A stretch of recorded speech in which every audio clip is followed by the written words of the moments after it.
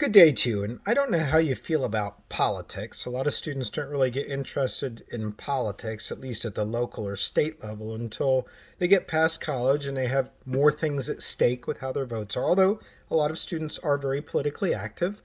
I don't know how you feel about politics, but have you ever sat and watched a politician's performance on television and then listened to the way that people have talked about that politician, whether it's Joe Biden, Donald Trump, Kamala Harris, or whoever, and all of the things that people are saying after having seen them are different from each other. Some person might say, "Oh, he looks really confident." Another person may say, "Ah, that he seems so arrogant." Another person may say, "Oh, he seemed out of it," or "She seemed out of it," or "She didn't seem to have confidence," or "She didn't seem to have confidence." There are many different interpretations, and that is our entry point for what we're talking about today as we head into yet another radically different form of media criticism. Today we're taking on a framework which in many ways departs from the last three ones we've talked about: feminism, feminist analysis, queer analysis, and the previous analysis, psychoanalytic analysis. But we are also still building on those perspectives as well as we take on, in many ways, a more aggressive form of analyzing media text. I think you'll see what I mean by that as we take on this subject today, which is called reception analysis, and it does represent a fundamental shift away from how we've been analyzing media so far. When we've been analyzing media so far, we've been concentrating almost in a way that implies that meaning of a piece of communication, including a form of communication in media, the meaning is in the text. That's what we've been looking at. We've been looking at the text. We've been looking at, for example, a wink, a textual wink, right? That's in the text. Now we are moving to a different way of trying to understand media by looking at the audience. And that is what reception analysis is all about. It stresses much more in looking at what the audience interpretation is in a media event. What is the audience gaining out of the experience? We've got to know that from trying to talk to the audience, to trying to understand the audience. And we know that the audience will fill in missing pieces of the text as well. So that's another reason that we are not just looking at the text now, because the audience, if it's not being supplied with a certain content that they expect to see in the text of a film or a web page or a radio song or a television show, they might supply that on their own. So in a way, a media event goes outside of just the content and it being taken in by an audience.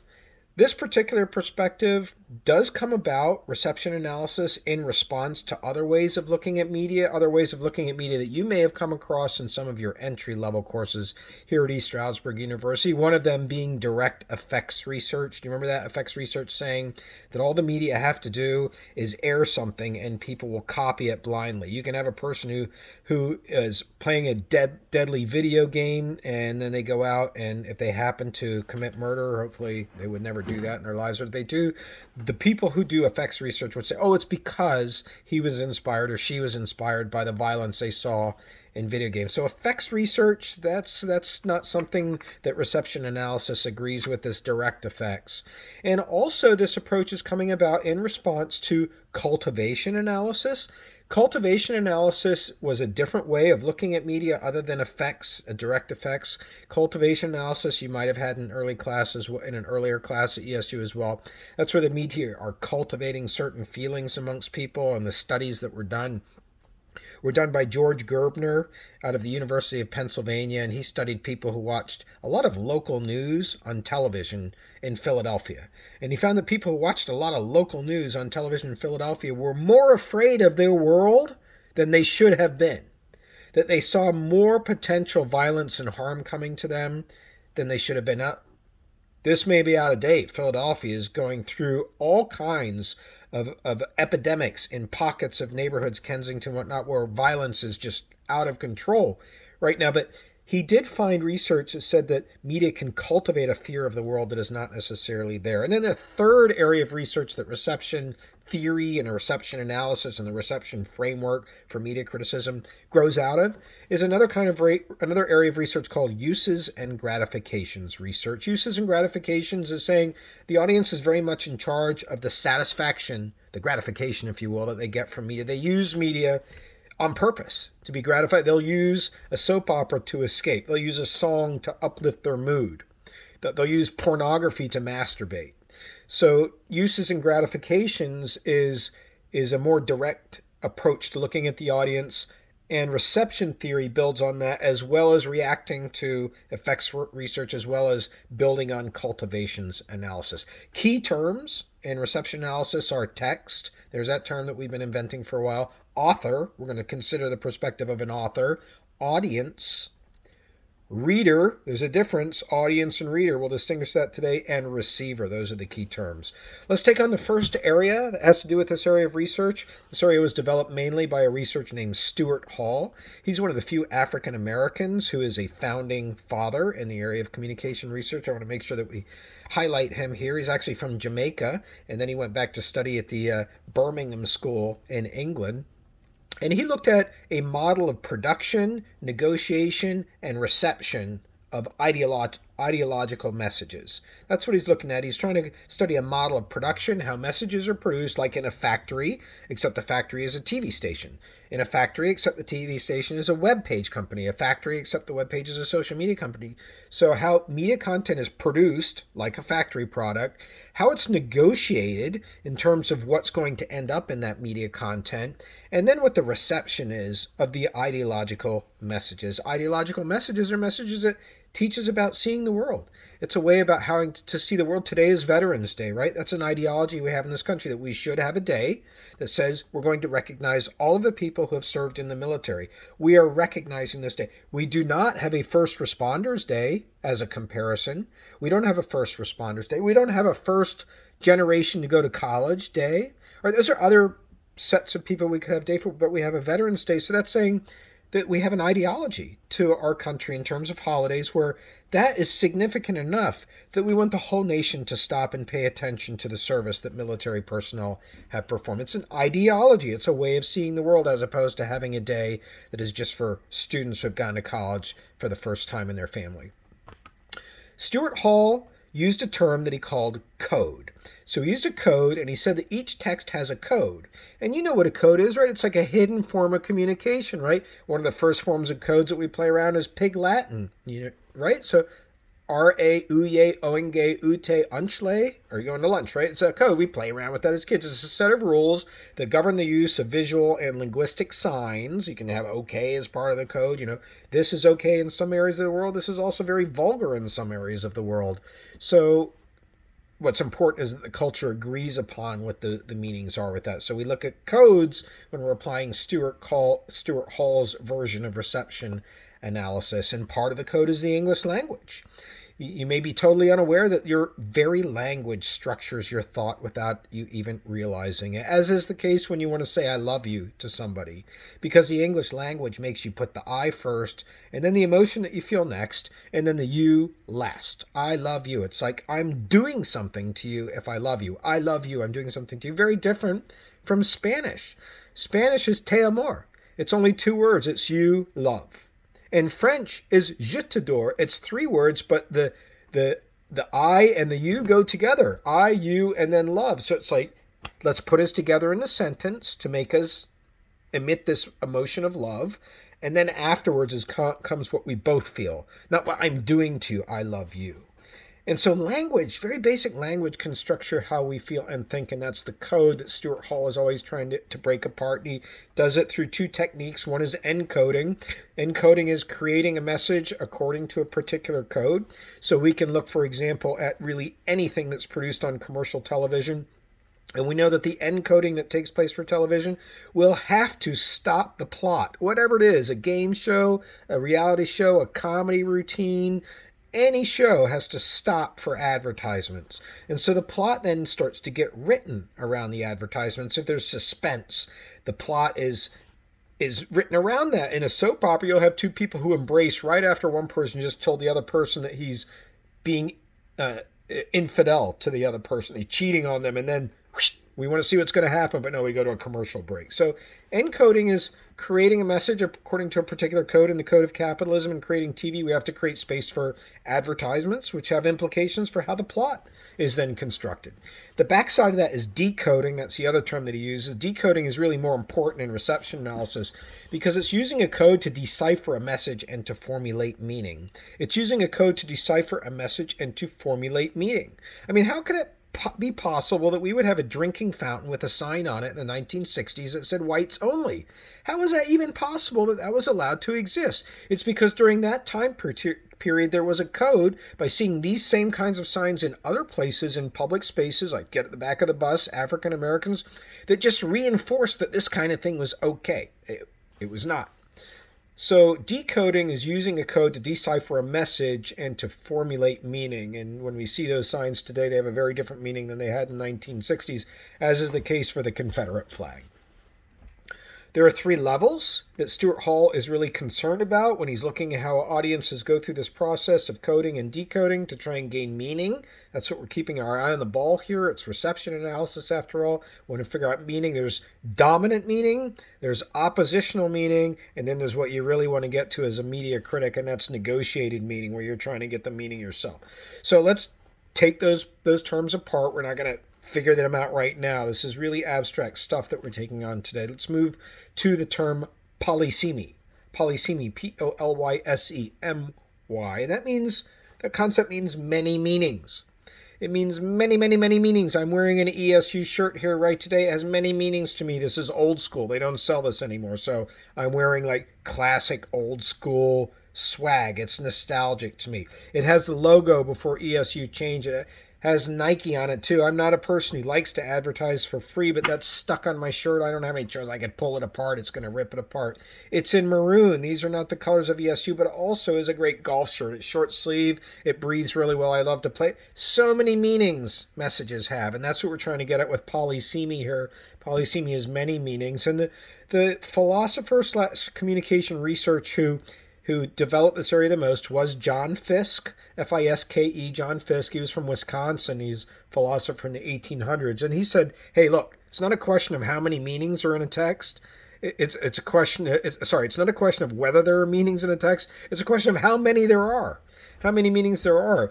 And so we can help, if we look at many different meanings, we can help figure out how audiences find their place within a text. Like, where does an audience member relate to a text because of that audience member's particular background, and only they are relating to the text in that way compared to other authors. That's to other audience members. That's what we're trying to do. Building on his work was Celeste Condit. She actually is still around. She's a professor, I believe she's at North Carolina University, Celeste Condit, and she argues that dominant ideologies prevent some audiences from experiencing all codes. Is that not interesting? That means a sample of media content is so sophisticated and has gone through so much thought in its construction, which it does, right? You have writers, you have editors, you have producers, that by the time it's created, there are so many levels of meanings.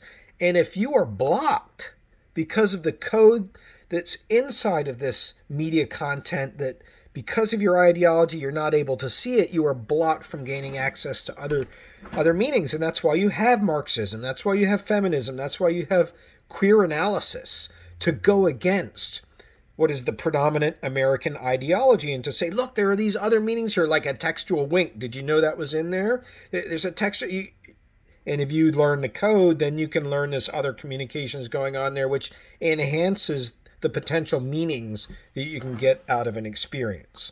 And so when I watch, for example, a Fox News report, and I see, for example, Fox News covering Aaron Rodgers, and Aaron Rodgers is saying that he's in trouble because the media are picking on him because he didn't take a vaccination, and it's because of woke culture.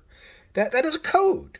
That is a code to people who do not agree with coming back and looking at parts of history and saying those parts of history need to be taken away because they are no longer correct in the way that we should treat people. Now, I am not at all coming down on the side of letting Confederate statues stay or taking them away. I'm merely trying to point out that when Fox covers Aaron Rodgers, there will be an audience, because it's a Fox audience, who will read into his use of that term woke with very special meanings because they have an ideology that that term appeals to. And that's what Celeste Condit and others are saying. You need to be a true media critic. You've got to be exposed to other theoretical frameworks so that you can see these other codes in there. And she said that polyvalence is when receivers disagree with the preferred text, but they disagree also amongst themselves. They disagree with the preferred text, so they also disagree amongst themselves. So we're staying in the realm of politics, okay? There was a lot of media coverage of the infrastructure bill that was passed last week. There's a group called the Progressives in the Democratic Party. There's a group also called the Moderates in the Democratic Party. The Moderates wanted that bill to have a dollar figure attached to it so they could see it was not going to cost more. And the Progressives wanted to make sure that a whole other bill, which is still going to be voted on, was considered. Otherwise, they wouldn't vote for this bill. And the other bill was also an infrastructure bill. So what you have here are many different levels of meaning that are potentially there. And polyvalence is saying, look, they're both members of the Democratic Party, but they both have a difference in meaning in what they think is going to be possible from the White House, which is the White House through Joe Biden. President Joe Biden is making statements in press conferences. It can get very complicated, and you probably know this about your own music, right? You know you can find hidden messages in music, little things that were said to super fans and only fans will get. So Celeste Condit did talk about prevalence, saying that actually receivers can disagree with themselves, but they're also disagreeing with the preferred meaning of the text. They're disagreeing with the Rocky Horror Picture Show. That was invented to be a musical. Okay, but it's totally taken over by the audience now. They participate in it. They wear clothes. They interrupt it. They call things out. Okay, so receivers disagree with how that film should have been taken, and they've created their own way of taking in that film. Other terms that Celeste Condit uses is resistive reading to refer to a kind of approach that you need to take, which earlier I said was aggressive as part of the reception analysis framework. Resistive reading is where it's active, audience-based meaning that's trying to run counter to the preferred meaning, If you're an atheist and you're listening to a psalm as it's being sung, you are combating the messages in there with a counter view. If you are a person who is a Republican and a Democrat has just been elected president, you're countering with your own belief system about what should take place on the part of a president that's not going to take place on the part of a Democratic president. If you're a person who happens to feel sorry for a villain in a film that is really making the villain out to be a nasty person, then you continue to feel sorry for that villain because you're running counter to the prevailing view. That's resistive reading. Part of what you'll have to contend with is another term she talks about called strategic ambiguity. Strategic ambiguity is creating text that is purposefully ambiguous and purposefully full of meanings. There is no meanings. It's like when a show ends and there's no answer to what happened. Like what happened to Fiona in Shameless? We don't know. We don't know yet, right? What happened? You watch that show? What happened to her? And so that's part of what producers are doing. They're leaving it open. They're wanting people to say, this show is okay. It's continued on pretty well, but it's not the same without Fiona. We need that actress to come back and play that role. Strategic ambiguity is placed on purpose. And then we have hermeneutic depth. Hermeneutic depth. Lots of new words today. Hermeneutic depth, right? Hermeneutic. Hermeneutic depth. It's a critical recognition of multiple meanings as a source of overall meanings. So now we're becoming like really global because we recognize there are a bunch of individual meanings, but they all come together and to fit into an overall narrative. When you hear people talk about the United States and they look at individual meanings that come out of election results, and then what do they say overall? They say, we are, for example, a divided nation. They say that. They say we're a polarized nation. They say there's no in-between. People are on one side or the other on so many issues, social issues, economic issues, issues of education, issues. We're polarized. That's what people, the big message, right? Coming out of individual news reports on Fox, news reports on CNN, election coverage, political speeches. That's what hermeneutic depth is all about. All right, let's now move on to another philosopher, another researcher in this area. His name is Stanley Fish. He's an American literary critic, and he came up with the idea of interpretive communities. And this is where you have communities of audiences out there who are coming together in similar and like-minded thinking, and these audiences are essentially offering what's called reader-centered criticism. They're readers, but they're not like reading words. They're readers because they are interpreting text, and then they are engaging in dialogue about that. And he does agree that meaning only resides in the audience. It's never in the text. It's only in the audience. So therefore, only if we apply strategies to read the text can we understand how audiences are responding to the text. I know it's very abstract what we're talking about here. He's looking at interpretive communities. I'm going to see the Rolling Stones this Sunday or Monday, and I'm part of a lot of fan groups with the Rolling Stones. I'm even part of one group that's just for one member of the Rolling Stones, the Keith Richards groups, and we are always interpreting text together, and we often have similar thinking. If somebody says something slightly critical of Keith Richards because he's been around so long, people jump to his immediate defense. It's just something I guess he's earned after surviving so many crazy life experiences as the guitarist for the Rolling Stones. And so what we're looking at with his work is readers and authors, too, who belong to the same community and pick up on similar meanings, who are joining the whole Harry Potter series, you could say that this applies to. Part of the research that's done in this, and what I'm going to leave you with today, is called ethnographic research. Ethnographic research. It's a way of trying to study the audience that is not based on numbers. That's what ethnographic research is going into the field and doing an ethnography. And that is observing people and talking to people, interviewing people, seeing how they behave when they listen to radio, when they watch television, when they get on their phones. That's what ethnographic research is. It's actually an area of research that's borrowed from anthropology and sociology. Actually going out and excavating sites to find artifacts that were made by human beings, except what we do is we consider media products to be those same very artifacts. A television show is an artifact when we do ethnographic research. So it's really trying to understand a culture from the perspective of that culture. It's trying to understand what we see in the South in the United States, or the Northeast, or the West, or in big cities, or in rural areas, or amongst Republicans, or amongst Democrats, or amongst sports fans, or video gamers, you name it, whatever group of people that we're trying to understand their interpretation from their point of view. And when we do that, it does yield a greater understanding about really complex subjects that cannot be understood by how many hours of TV do you watch a week? Okay, which television channels did you, all that quantitative data that's gathered does not really give insight into understanding how people receive media, the reception analysis idea, how people get meaning. And so the environment is often considered in reception analysis studies. We're actually going to be coming to a whole other kind of analysis shortly here called ecological analysis. This is another one that just looks at where people have their technology set up, like the whole idea that we put a television set as the first piece of thing, whatever, in the family room that we set up before the couches, every coffee table, the TV first. That's profound, is it not? It means we organize our whole rooms around that media delivery system. So that's what ethnographic research does take into account as well. One of my favorite authors was Hunter Thompson. He no longer lives.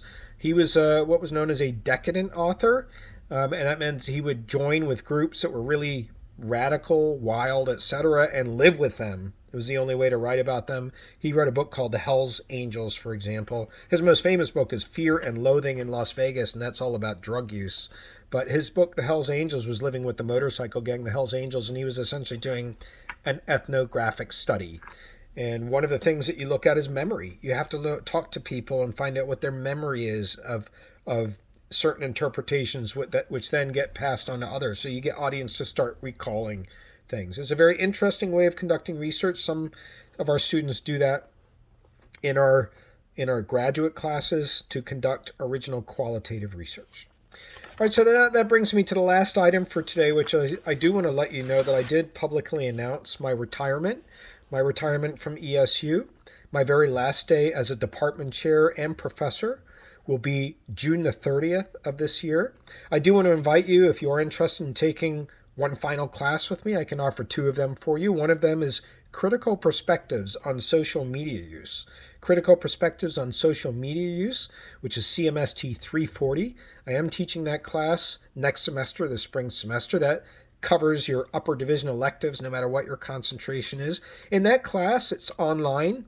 We will be looking at social media. We'll be looking at social media from an economic and a political standpoint. It aligns very much with some of the approaches that we've taken in this class, like the Marxist, the cultural analysis, and even reception analysis today. So if you're interested in that, it's Critical Perspectives on Social Media Use, all online. That'll be Tuesdays and Thursdays. Students will be able to log in and have 24 hours to complete the assignments. It's similar to this class, except it's a Tuesday, Thursday class in the format, along with instructor videos. And then my final class for ESU is going to be comparative media in Sweden, in specifically in the town of Malmo, Sweden, right across from my own personal favorite city in the world, which is Copenhagen, Denmark, of the cities that I've been to. And I want you to know about that class. It is full right now. If everybody who's on the list is going to go, but I don't know, so I am still taking names for the waiting list. If you're interested, that's going to be 3 weeks. The name of the course is Comparative Media, CMST 410. It is my signature course. I study media systems from around the world. We'll be focusing on Swedish and Danish media. That course will run for 3 weeks. The first week will be all online, wherever you are, and then the last 2 weeks of June, essentially, will be in Sweden. So if you're interested in that, please email me. And if you have any other questions or concerns, also please set up an appointment so we can talk. Other than that, I hope you have a great day.